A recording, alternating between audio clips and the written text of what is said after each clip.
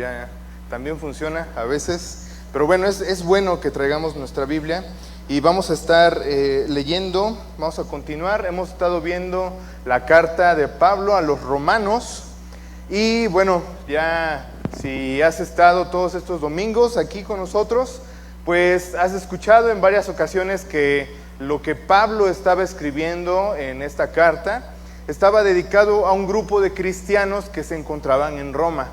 Pero este grupo de cristianos estaba compuesto por algunos que eran judíos, de nacionalidad judía, pero pues también había gente de muchos otros lugares que formaban parte de la iglesia de Dios. Pero bueno, hoy vamos a ver Romanos capítulo 8 del versículo 19. Bueno, vamos a empezar con el 18 en realidad, para recordar un poco lo que estamos viendo, y vamos a llegar hasta el versículo 30. Y este tema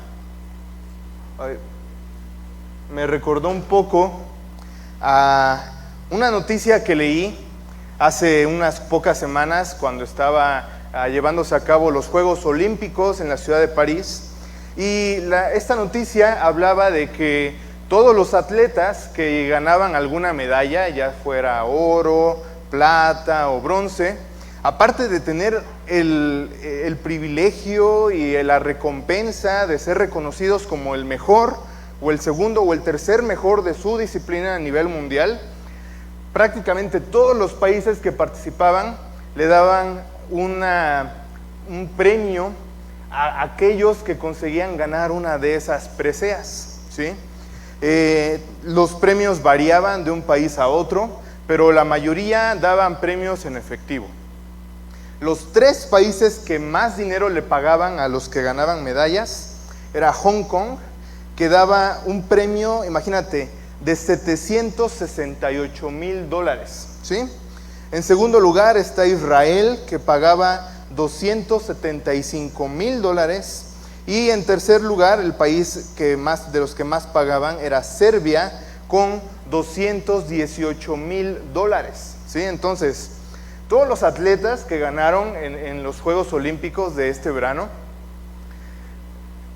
para lograr ganar ese oro, esa plata, ese bronce, ellos, sabemos, ¿no?, han dedicado muchísimos años de su vida en los que han tenido que sufrir dolores, lesiones, seguramente una disciplina muy, muy envidiable, ¿no? Entonces, ellos por muchos años estuvieron bajo diferentes sufrimientos, bajo diferentes aflicciones, pero ellos tenían el objetivo de ganar esa medalla en los Juegos Olímpicos.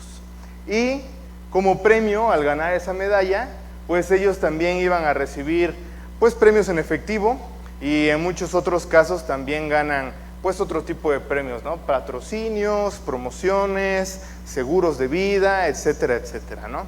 Y esto es muy parecido a lo que nosotros como cristianos estamos sujetos en nuestra vida. Vamos a abrir nuestra Biblia en Romanos capítulo 8 a partir del versículo 18. Traigo también en la pantalla, entonces si lo tienes en tu Biblia, búscalo, y si no, lo vas a poder leer en la pantalla. Y Romanos capítulo 8, versículo 18 dice: pues tengo por cierto que las aflicciones del tiempo presente no son comparables con la gloria venidera que en nosotros ha de manifestarse. Dios no es ajeno al sufrimiento que tú vives, a las cosas que te afligen en esta vida, ¿sí? No es como que sea algo que se le haya salido de control a Dios, tampoco es algo como que haya sido como un imprevisto en nuestra vida, y no, nada que ver, sino que Dios sabe que en nuestra vida hay aflicciones, hay dolores, hay sufrimiento, hay llanto, al cual vamos a estar sujetos por estar en esta tierra, por tener esta vida. Sin embargo, debemos entender como cristianos que este sufrimiento que nosotros tenemos en este cuerpo, en esta vida, en esta tierra, en realidad nos acercan más a Cristo, ¿sí? Dice en Filipenses capítulo 1, versículo 29, dice: pues a ustedes se les dio no solo el privilegio de confiar en Cristo, sino también el privilegio de sufrir por Él, ¿sí?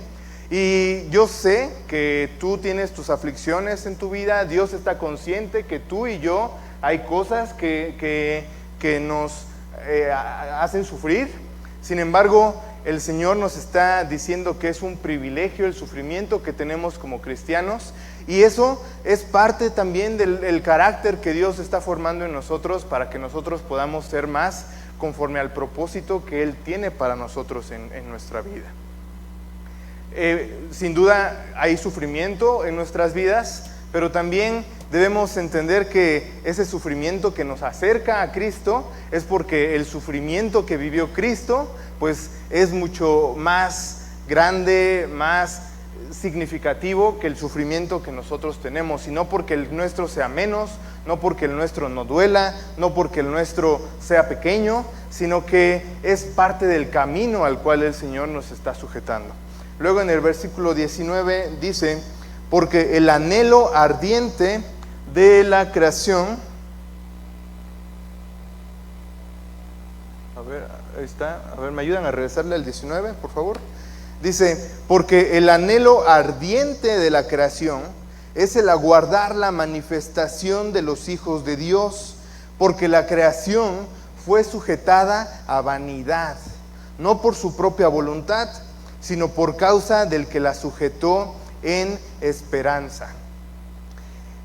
Dice que hay un anhelo ardiente, ¿sí? Es como una esperanza, pero es también como un sufrimiento que tiene como un sentido de urgencia, de que necesita ser atendido, de que es algo que necesita la solución a ese problema, ¿sí?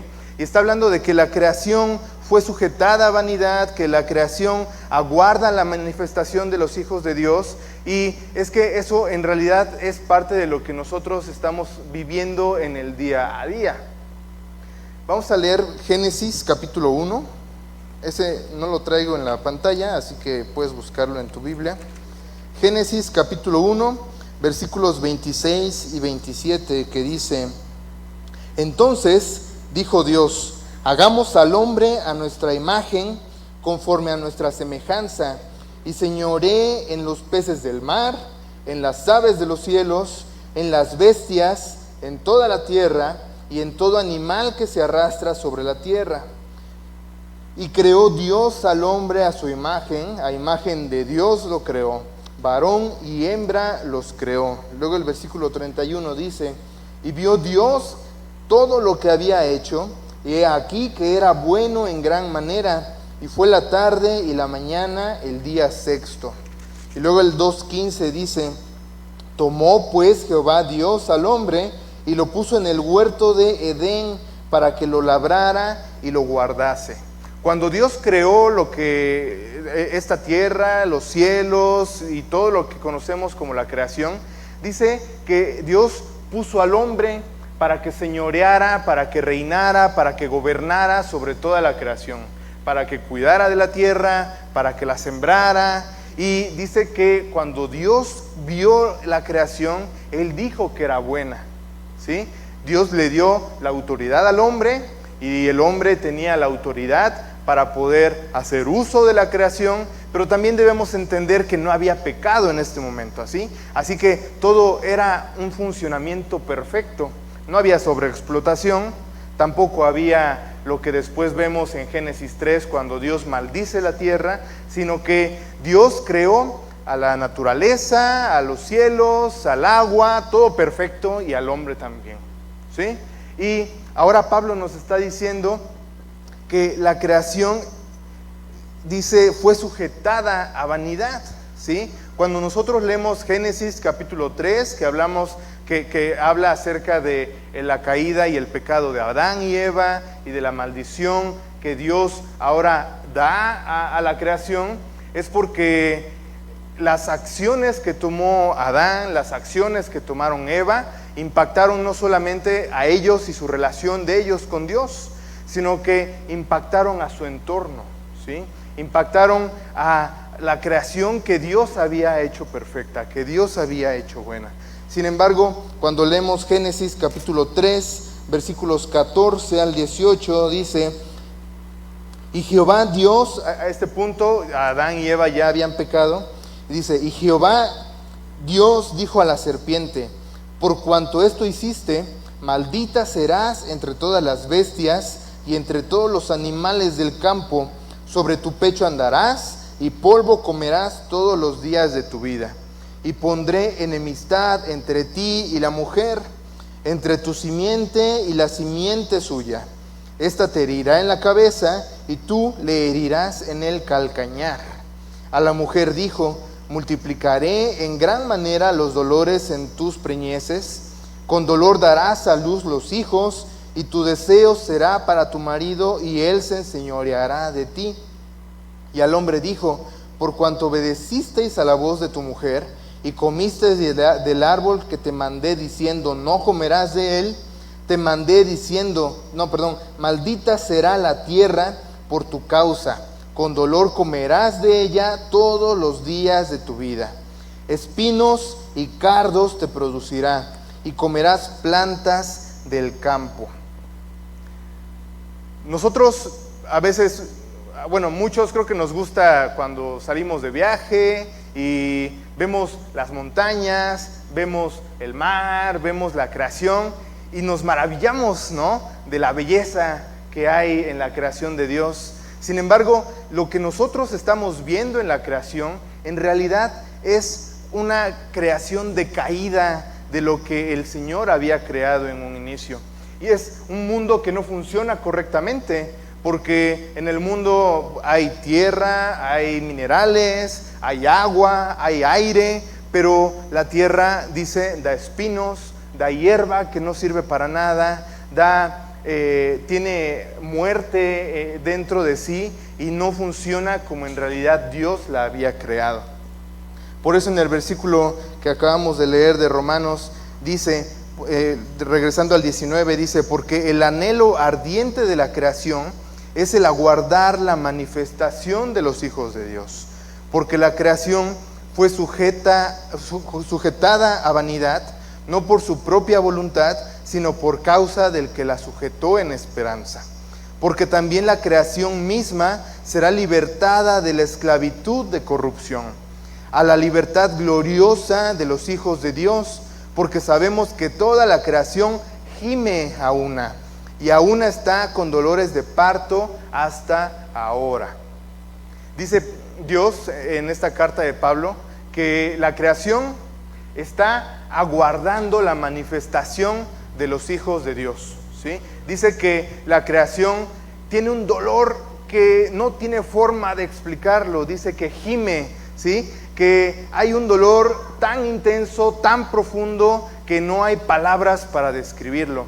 Y dice que sus dolores son como dolores de parto, ¿sí? Y cuando vemos allá afuera, hay muchas organizaciones, algunas muy grandes como Greenpeace, algunas son más pequeñas como las del municipio, y todas ellas hacen una labor muy honrosa porque tratan de restaurar la naturaleza, ¿no? Tratan de reforestar aquellas zonas que ya no hay árboles, que ya no hay plantas, que ya no hay animales. Algunos buscan que animales que están por extinguirse puedan volver a reproducirse y que puedan ellos recuperar el lugar en donde ellos estaban viviendo. Y todo ello parece bueno, ¿no? Parece que es algo muy honroso, muy honesto, muy sincero, ¿no?, de parte de la humanidad por restaurar a la creación.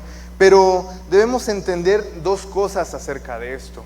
El primero es que cada vez va a ser más difícil restaurar a la naturaleza, porque Pablo lo asemeja a los dolores de parto, ¿sí? Los que hemos experimentado de primera mano el trabajo de parto de una mujer, sabemos que en un inicio los dolores pues son más espaciados, ¿no? Tienen uno, un rato después tienen otro, ¿no? Y los primeros dolores, sí se ve que duelen, pero no, como que no duelen tanto, ¿no? Y conforme va pasando el día y conforme van pasando las horas, esos dolores van siendo más cercanos uno de otro y el dolor es cada vez más intenso, ¿sí? Y debemos entender primero que hay muchos esfuerzos en nuestro mundo por restaurar nuestra tierra, pero en realidad no va a poder ser restaurada en su totalidad hasta que el Señor lo haga, ¿sí? Y el segundo es que dice que son dolores de parto. Cuando hay dolores de parto es porque viene una vida nueva a este mundo, ¿sí? Van a ser un bebé y casi siempre debería ser alegría, ¿no? Cuando nace un bebé. Y los dolores de parto son diferentes a los dolores de muerte, ¿sí? Dice que la creación es como dolores de parto porque está aguardando que sea liberada de la corrupción bajo la cual fue sujeta a causa del pecado. Sin embargo, cuando hay dolores de muerte es porque es el presagio de que algo malo va a suceder. Entonces, dice Pablo que la creación, regresando al versículo 21, porque también la creación misma será libertada de la esclavitud de corrupción a la libertad gloriosa de los hijos de Dios. Porque sabemos que toda la creación gime a una y a una está con dolores de parto hasta ahora. Vamos a leer Apocalipsis capítulo 21.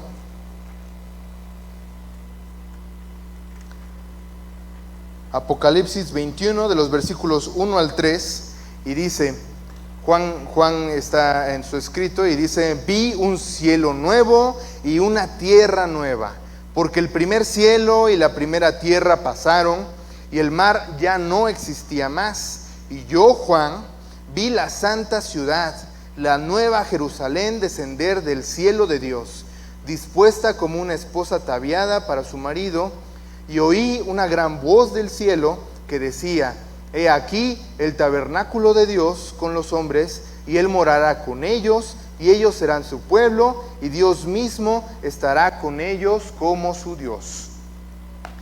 Desde que Dios maldijo y dio su veredicto acerca del pecado inicial de Adán y Eva, desde ese entonces toda la creación ha estado esperando volver a ser libertada de ese castigo del cual fue sujetada a causa del pecado. Pero no importa los esfuerzos que podamos hacer nosotros, que puedas hacer tú, que pueda hacer yo, no va a ser renovada, no va a ser restaurada, no va a ser liberada hasta que Dios vuelva a restaurar su reino y dice que va a haber un cielo nuevo y una tierra nueva. Pero debemos entender que es algo que solamente Dios va a poder hacer cuando Él regrese. Luego Romanos 8:23 sigue diciendo, y no solo ella, o sea, no solo la creación, dice, sino que también nosotros mismos que tenemos las primicias del Espíritu, nosotros también gemimos dentro de nosotros mismos, esperando la adopción, la redención de nuestro cuerpo.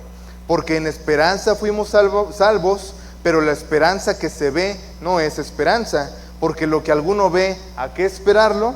Pero si esperamos lo que no vemos, con paciencia lo aguardamos. Dice que hay un gemido dentro de nosotros, ¿sí? Hay un dolor, hay una batalla dentro de nuestro interior, porque dice que nosotros tenemos las primicias del Espíritu, es decir, tenemos al Espíritu de Dios, pero aún así hay dolor dentro de nosotros.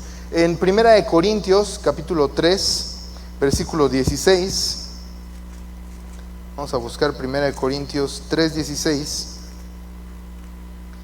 dice, ¿no sabéis que sois templo de Dios y que el Espíritu de Dios mora en vosotros? También en Efesios nos habla acerca de que Dios mismo es quien está en nosotros. Dice Efesios 1:13, dice, en Él también vosotros, habiendo oído la palabra de verdad, el evangelio de vuestra salvación, y habiendo creído en Él, fuisteis sellados con el Espíritu Santo de la promesa, que es las arras de nuestra herencia hasta la redención de la posesión adquirida para alabanza de su gloria. En el momento en que tú has creído en Dios y que has recibido la salvación, dice que Dios te da como un anticipo de la gloria que vamos a tener en el futuro. Y ese anticipo, Pablo lo dice que es como las arras, ¿sí? Cuando, bueno, ya no se acostumbra normalmente, pero cuando había un matrimonio, un casamiento, el esposo daba como unas monedas a la esposa y era como una figura de que el esposo iba a sostener, iba a mantener, iba a cuidar a su esposa. Y esa es la figura a la cual está diciendo Dios aquí. Dice que Dios nos ha dado como esa garantía, ese anticipo de que vamos a tener una restauración completa en el futuro. Pero ahorita, nosotros en este momento, tenemos las arras, tenemos el sello del Espíritu, pero también en nosotros hay otra cosa más. Porque sabemos que el Espíritu de Dios, que es la tercera persona de la Trinidad, mora en nosotros, ¿sí? Y Dios es santo. Entonces, Dios con su santidad mora dentro de nosotros. Pero también lo vimos en el capítulo 7, cuando Pablo está hablando acerca de su condición. En Romanos 7, Pablo dice: yo sé que en mí, es decir, en mi naturaleza pecaminosa, no existe nada bueno. Quiero hacer lo que es correcto, pero no puedo. Quiero hacer lo que es bueno, pero no lo hago. No quiero hacer lo que está mal, pero igual lo hago. Ahora, si hago lo que no quiero hacer, realmente no soy yo el que hace lo que está mal, sino el pecado que vive en mí. Es decir, nosotros, los que hemos sido salvados por Dios, recibimos al Espíritu Santo como promesa de nuestra futura redención, pero también en nosotros tenemos este cuerpo que todavía va contrario a los mandamientos de Dios. Entonces tenemos el deseo, y ese deseo no es porque seamos buenos, sino porque Dios lo pone en nosotros. Tenemos el deseo de hacer lo bueno, ¿sí? Leemos lo que Dios nos ha escrito en la palabra y sabemos qué es lo que tenemos que hacer, ¿sí? Sabemos que no tenemos que ofender al enemigo, sabemos que tenemos que leer la palabra todos los días, sabemos que tenemos que amar a nuestros enemigos, pero como tenemos un cuerpo que está sujeto a pasiones, a concupiscencias, este cuerpo va en el sentido contrario, ¿sí? Y hay un malestar dentro de nosotros porque decimos: yo sé que tengo que hacer esto, pero no puedo controlar mis emociones, no puedo controlar mi cuerpo, no puedo controlar mi mente, y termino haciendo lo que no debo, como lo dice Pablo. Pero yo quiero hacer lo bueno, sin embargo, termino haciendo lo que no es bueno. Entonces, hay un dolor, y la palabra del gemido, del que está hablando Pablo aquí, dice que es una expresión de dolor que no tiene palabras para poder expresarlo, ¿sí? Es un dolor profundo, es un dolor intenso que se manifiesta solamente con un gemido, ¿sí? Y dice que nosotros hay un gemido. Vamos a leer nuevamente desde el versículo 23, y dice: y no solo ella, sino que también nosotros mismos, que tenemos las primicias del Espíritu, nosotros también gemimos dentro de nosotros mismos, esperando la adopción, la redención de nuestro cuerpo. Hay un dolor dentro de nosotros porque estamos conscientes de que lo que está dentro de nosotros hay como un enfrentamiento, ¿sí?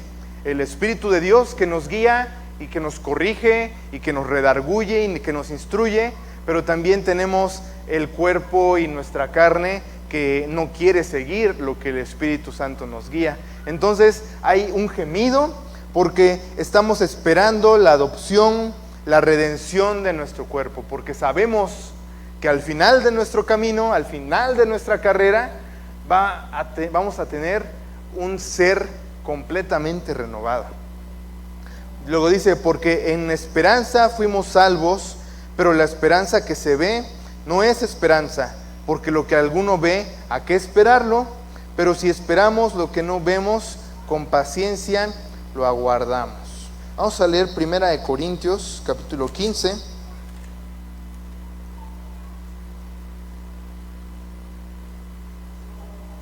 Primera de Corintios 15, del versículo 51 al 53, y dice: he aquí, os digo un misterio. ¿sí? No todos dormiremos, pero todos seremos transformados. En un momento, en un abrir y cerrar de ojos, a la final trompeta, porque se tocará la trompeta y los muertos serán resucitados incorruptibles y nosotros seremos transformados.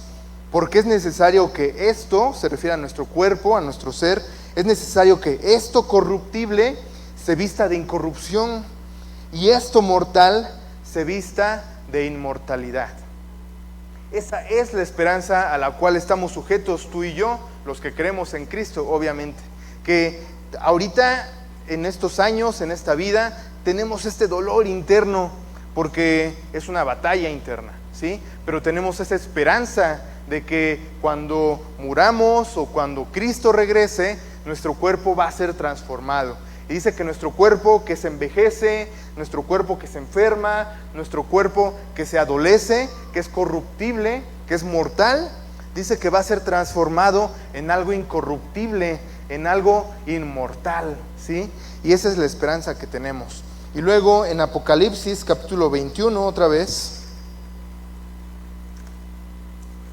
Apocalipsis 21, pero ahora versículos 4 al 6, dice: enjugará Dios toda lágrima de los ojos de ellos, y ya no habrá muerte, ni habrá más llanto, ni clamor, ni dolor, porque las primeras cosas pasaron. Y el que estaba sentado en el trono dijo: he aquí, yo hago nuevas todas las cosas. Y me dijo: escribe, porque estas palabras son fieles y verdaderas.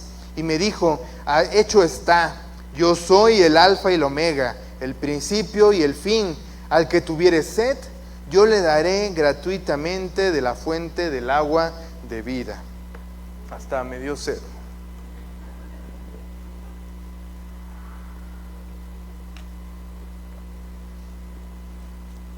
Esa es la esperanza que tienes tú como creyente y que tengo yo, ¿sí? Y luego sigue Pablo en Romanos capítulo 8, ahora versículo 26, dice: y de igual manera el Espíritu Santo, el Espíritu de Dios, nos ayuda en nuestra debilidad. Pues, ¿qué hemos de pedir como conviene? No lo sabemos, pero el Espíritu mismo intercede por nosotros con gemidos indecibles. Mas el que escudriña los corazones sabe cuál es la intención del Espíritu, porque conforme a la voluntad de Dios intercede por los santos. Hay varios puntos que me gustaría resaltar de este primero. En la primera frase dice: y de igual manera el Espíritu nos ayuda en nuestra debilidad. Cuando dice que nos ayuda, se está refiriendo que como que nos ayuda a sobrellevar la carga.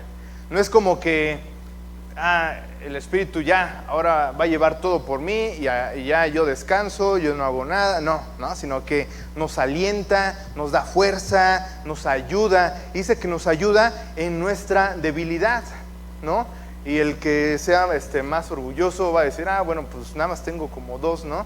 Pero no a ese tipo de debilidades a las que se está refiriendo Pablo. Pablo se refiere a nuestra debilidad como a nuestra carne, a nuestro ser que todavía está corrompido. Vamos a leer 2 de Corintios. En esta carta de 2 de Corintios, Pablo está hablando de un sufrimiento que él en especial tenía, ¿no? Que él le llamaba un aguijón que tengo, ¿no? Vamos a leer 2 de Corintios capítulo 12, del versículo 7 al versículo 10. Y dice: y para que la grandeza de las revelaciones no me exaltase desmedidamente. Es decir, Pablo sabía que si él no tenía ese sufrimiento, él podría llegar a sobreexaltarse y perder de vista que la obra era de Dios. Dice: me fue dado un aguijón en mi carne, un mensajero de Satanás que me abofetee, para que no me enaltezca sobremanera. Respecto a lo cual, dice, 3 veces he rogado al Señor que lo quite de mí. ¿Sí? Muchos creen que Pablo tenía un problema en su vista, ¿sí? Que de alguna forma no podía ver bien, o alguna especie de enfermedad de los ojos, ¿no? Entonces, Pablo dice, 3 veces le he pedido a Dios que me quite este malestar, esta enfermedad, ¿sí? Y podemos aprender mucho de lo que Pablo está diciendo acá, ¿no? Porque no dice 3 veces declaré, o 3 veces lo até y lo oré, ¿no? No, dice 3 veces oré al Señor para que me lo quitara. Y el versículo 9 dice, y me ha dicho, es decir, Dios le ha contestado, bástate mi gracia, porque mi poder se perfecciona en la debilidad. Por tanto, de buena gana me gloriaré más bien en mis debilidades, para que repose sobre mí el poder de Cristo. Por lo cual, por amor a Cristo, me gozo en las debilidades, en afrentas, en necesidades, en persecuciones, en angustias, porque cuando soy débil, entonces soy fuerte. El Espíritu, regresando a Romanos 8, dice que el Espíritu nos ayuda en nuestra debilidad. Y luego Pablo dice, porque no sabemos pedir, ¿sí? Dice, no sabemos pedir lo que nos conviene. Y dice, pero el Espíritu mismo intercede por nosotros con gemidos indecibles. Cuando Santiago escribía su carta, dice, y cuando piden no reciben lo que piden porque piden mal, ¿sí? Porque piden para tus deleites o pides para tu beneficio propio, ¿sí? Pero dice que el Espíritu intercede por nosotros. Es decir, Dios sabe tu condición, sabe tus necesidades, aunque tú no las sepas, y el mismo Espíritu de Dios intercede por nuestras necesidades. Dice que son con gemidos también indecibles, ¿sí? Quiere decir que el sufrimiento que tú tienes, también para Dios es doloroso ver ese sufrimiento. Dios no es como que diga, sí, ahorita se le pasa, ¿no? O como que diga, ay, no, como dicen, con un vaso de agua te andas ahogando. Dios no es así con nosotros. Dios entiende, comprende nuestro sufrimiento e intercede con su Espíritu por nosotros. Luego dice, mas el que escudriña los corazones sabe cuál es la intención del Espíritu, porque conforme a la voluntad de Dios intercede por los santos. Dice que Dios escudriña los corazones, ¿sí? Y hay unos versículos en Primera de Crónicas que son palabras del rey David a su hijo Salomón. Primera de Crónicas, capítulo 28. Primera de Crónicas 28, 9, y dice, y tú, Salomón, hijo mío, reconoce al Dios de tu padre, y sírvele con corazón perfecto y con ánimo voluntario, porque Jehová escudriña los corazones de todos, y entiende todo intento de los pensamientos. Si tú le buscares, lo hallarás, mas si lo dejares, él te desechará para siempre. Porque hay de dos, ¿no? Cuando estamos en un sufrimiento, en nuestras aflicciones, a veces pensamos en la solución, ¿sí? Y decimos, yo sé que cuando yo tenga esto, cuando yo sea aquello, cuando mi familia sea así, cuando mi trabajo sea así, cuando yo sea de tal forma, todo va a estar bien, ¿no? Así decimos a veces. Y le pedimos a Dios y hasta justificamos lo que queremos, ¿no? Decimos, sí, Señor, yo quiero este trabajo, yo quiero esta familia, yo quiero este salario, Y ahí empezamos a sacar nuestra justificación.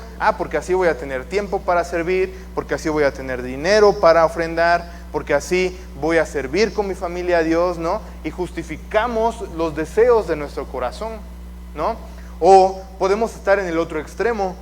Estamos sufriendo, estamos con dolores y llega el punto en que ya no podemos saber ni siquiera lo que necesitamos, ¿no? Pero ya sea que estés en un lugar o que estés en el otro, dice que el Espíritu de Dios conoce lo que nosotros necesitamos y Él intercede por nosotros con un dolor compartido, por decirlo de una forma, porque Él entiende nuestro sufrimiento, pero Él intercede por nosotros y dice que Dios, voy a leerlo otra vez, dice: mas el que escudriña los corazones sabe cuál es la intención del Espíritu, porque conforme a la voluntad de Dios intercede por los santos.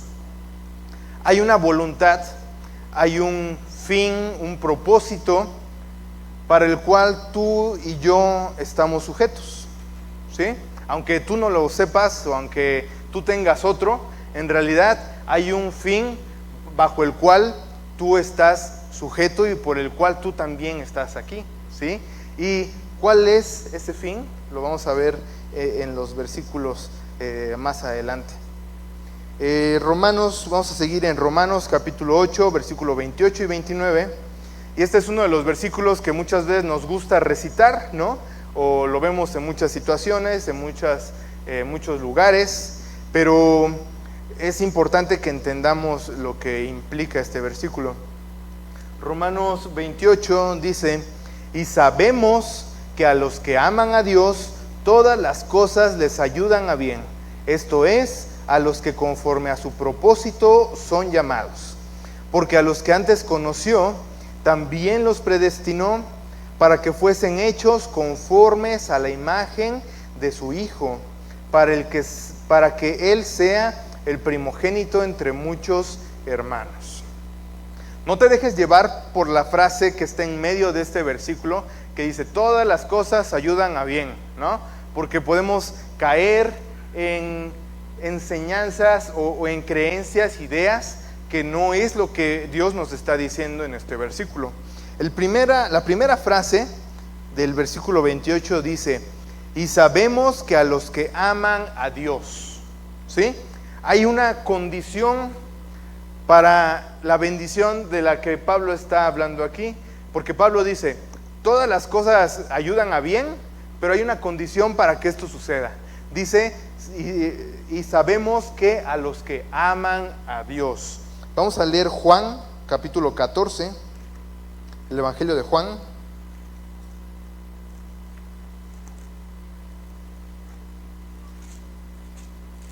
Juan 14, a partir del versículo 21. Y dice, estas son palabras del Señor Jesús, y dice: el que tiene mis mandamientos y los guarda, ese es el que me ama. Y el que me ama será amado por mi Padre, y yo le amaré y me manifestaré a él.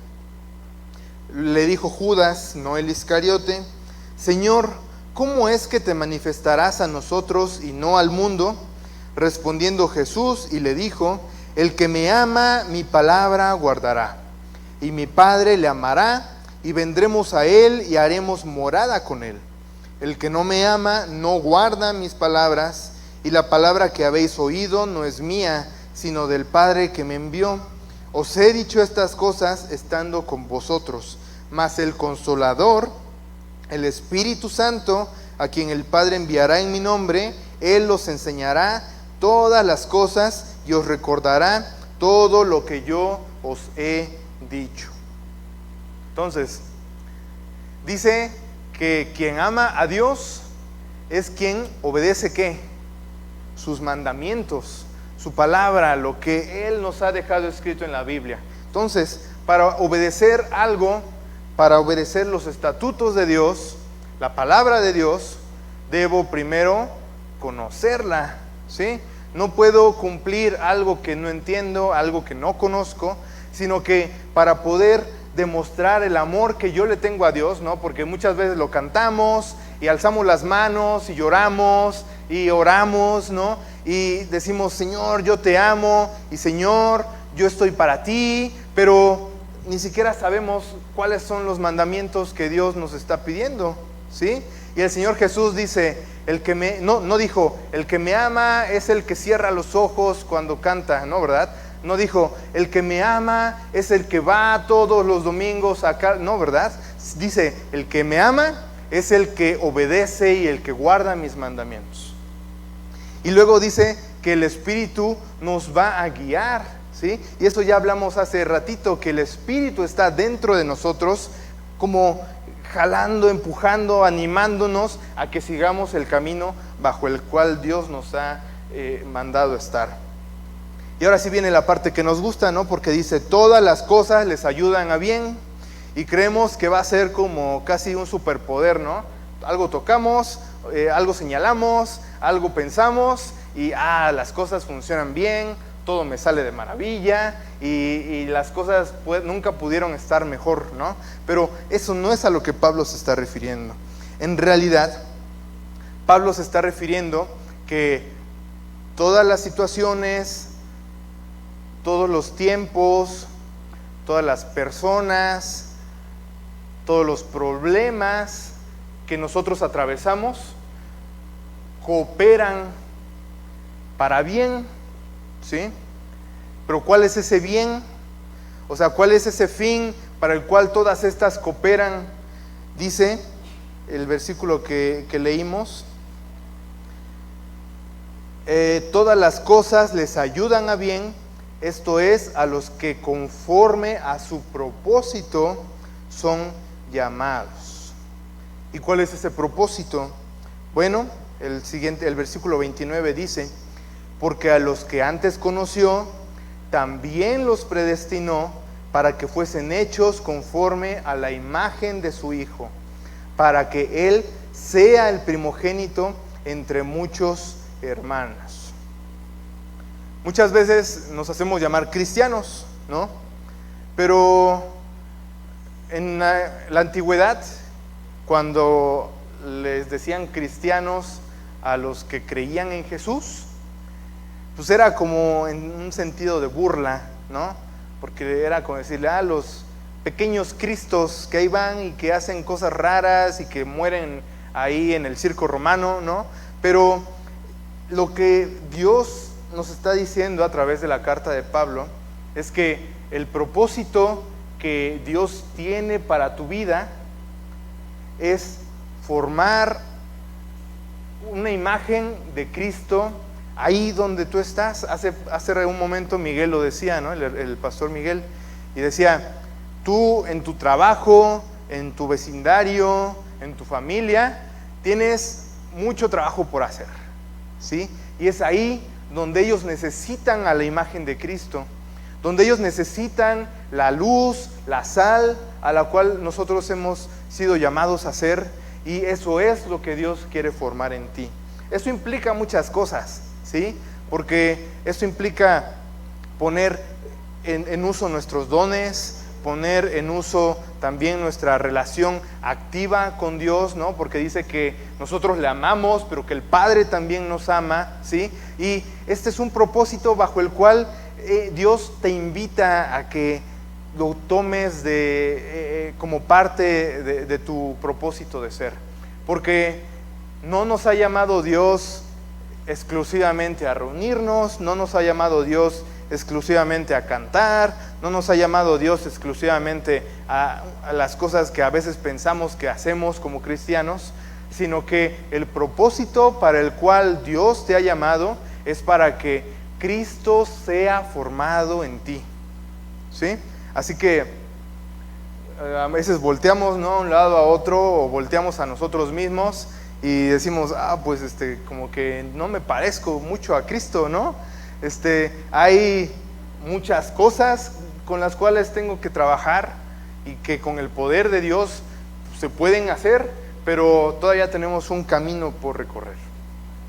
Y dice también que Dios nos ha predestinado, nos ha elegido para que tú, para que yo, para que el que está junto a ti, cumplamos con ese propósito, ¿sí? Entonces, puedes a lo mejor voltear a la izquierda, voltear a la derecha y entender que ese propósito es para cada uno de nosotros, ¿sí? Pero dice que Dios nos eligió, pero eso no es un motivo de sentirnos orgullosos, ¿no? Porque cuando éramos niños y jugábamos ahí en la escuela o en el patio, donde sea, se formaban los equipos, ¿no? Y todos querían ser el primero elegido, ¿verdad? Cuando era, por ejemplo, las retas, ahí las cáscaras de fútbol, y estaban los dos que elegían, ¿no? Decían, pues primero escojo a Mane, ¿no? Y Mane se ponía así bien orgulloso, ¿no? Porque fue el primero en ser elegido. Y así iban, ¿no? Hasta que ya al final pues quedaban los que ya nada más había que repartir los más malos en los dos equipos, ¿no? Pero el propósito de Dios, para el cual Dios te ha escogido, no es porque seas el mejor, no es porque haya visto en ti, que eres muy trabajador, o que eres muy honesto, o que eres digno, ¿no? De que de entre la multitud de tú sí ser como Cristo. No se trata de eso, sino que en realidad es todo lo contrario. Jesús dijo en Lucas capítulo 5, dice, no son los sanos los que necesitan médico, sino los enfermos. No he venido a llamar a justos, sino a pecadores para que se arrepientan. Y Pablo en 1 Corintios capítulo 1 dijo, pues mirad, hermanos, vuestra vocación, que no sois muchos sabios según la carne, ni muchos poderosos, ni muchos nobles, sino que lo necio del mundo escogió Dios para avergonzar a los sabios, y lo débil del mundo escogió Dios para avergonzar a lo fuerte, y lo vil del mundo y lo menospreciado escogió Dios, y lo que no es, para deshacer lo que es, a fin de que nadie se jacte en su presencia.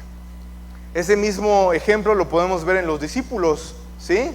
No eran ni fariseos, no eran ricos, no eran nobles, no eran respetados en la sociedad judía, sino que uno era un cobrador de impuestos, ¿no? Que de no ser porque tenía la guardia romana, seguramente en algún momento lo hubieran matado. Otros eran pescadores, que pues no era la profesión más anhelada, ¿no? O la ocupación más anhelada entre los judíos. Otro era celote, es decir, un rebelde, formaba parte ahí de las milicias que luego hacían caos ahí en el reino, en el imperio romano. Y Dios te escogió a ti y Dios me escogió a mí, porque con nuestra debilidad, con nuestros errores, con nuestra imperfección, Dios va a transformarlo en algo perfecto. Y ese es su propósito. Así que puedes voltear con el de junto y decirle, Dios te escogió, pero no te lo merecías, ¿no? Entonces, por último, dice Romanos capítulo 8, versículo 30, ya para terminar, dice, y a los que predestinó, o sea, a ti y a mí, dice, a estos también llamó, y a los que llamó, a estos también justificó, y a los que justificó, a estos también glorificó. Y veo mi cuerpo, bueno, yo veo mi cuerpo, veo mi corazón, veo mi mente, y a veces digo, pues como que Dios todavía no me ha glorificado, ¿no? Porque pues mi cuerpo no hace lo que el Espíritu me pide hacer, ¿no? Sin embargo, Pablo también dice que estamos en este proceso, ¿no? Y vamos a también por último a terminar a leer Romanos capítulo 14, Romanos 14, 7.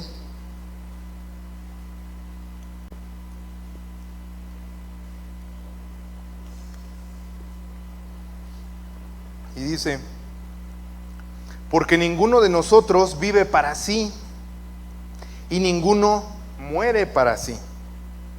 Pues si vivimos, para el Señor vivimos, y si morimos, para el Señor morimos.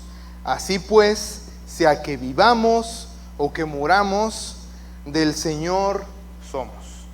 ¿Sí?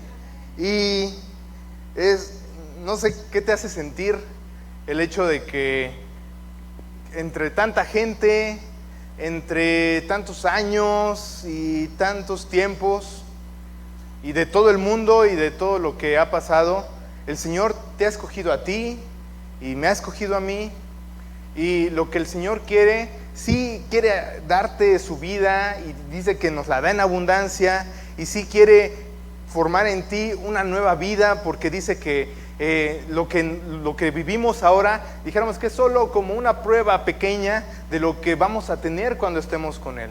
Sin embargo, es importante que entendamos que el propósito para el cual Dios nos ha llamado no es para ser el mejor de mi trabajo, de la oficina, pero sí es una consecuencia, ¿sí?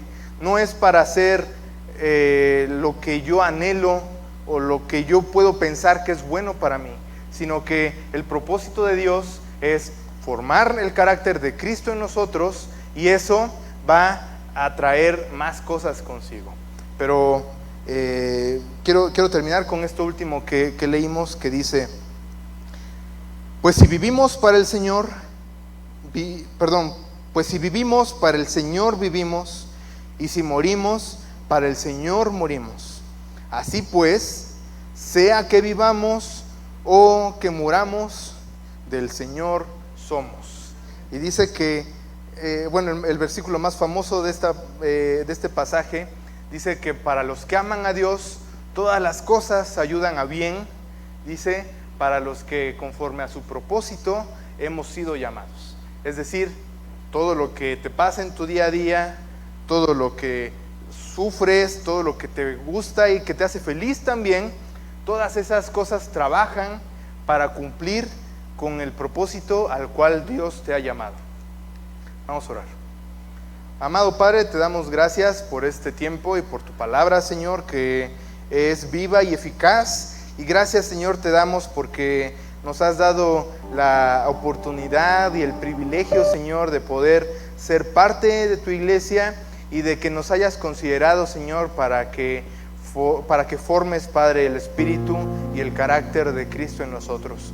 Te pedimos, Señor, que nos des este entendimiento de que las situaciones, los tiempos, las personas que atravesamos tienen el propósito, Señor, de que Cristo sea formado en nosotros, Señor. Gracias por este privilegio que nos das de ser hijos tuyos, y nos ponemos en tu poderosa mano, en el nombre del Señor Jesús. Amén.